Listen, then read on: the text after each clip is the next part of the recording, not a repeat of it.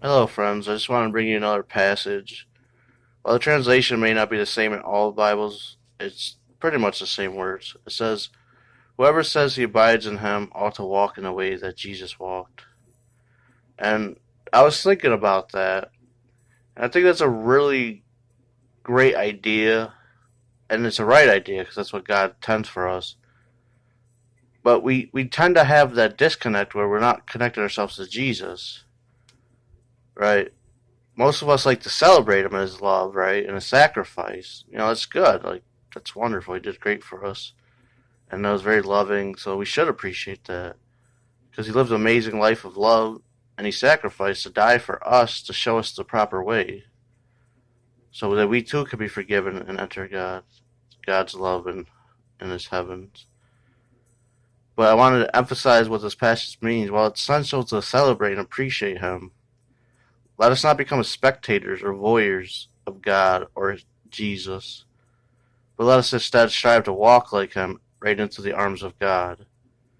God sent us to sacrifice his son to show us the example, and Jesus with a loving heart took it upon himself to carry that burden so that we too may walk like him.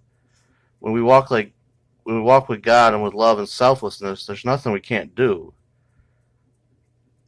God makes everything possible through his ways. We too can become more loving, more understanding, more forgiving. We too can live for God and our people instead of selfishness and greed. Our greatest glory we can hope for in our lives is living within that love of God, because that's all we were made to do. So let us then become children of God. We should not see that as a belief or weekly attendance of church. We should instead see it almost like a warrior's lifestyle. And a defined warriors any man who or woman who fights for something bigger than themselves. We should then see that as a lifestyle for God and our people. Our holy symbol of love and our movement is a cross. That symbol itself is a symbol of sacrifice and love.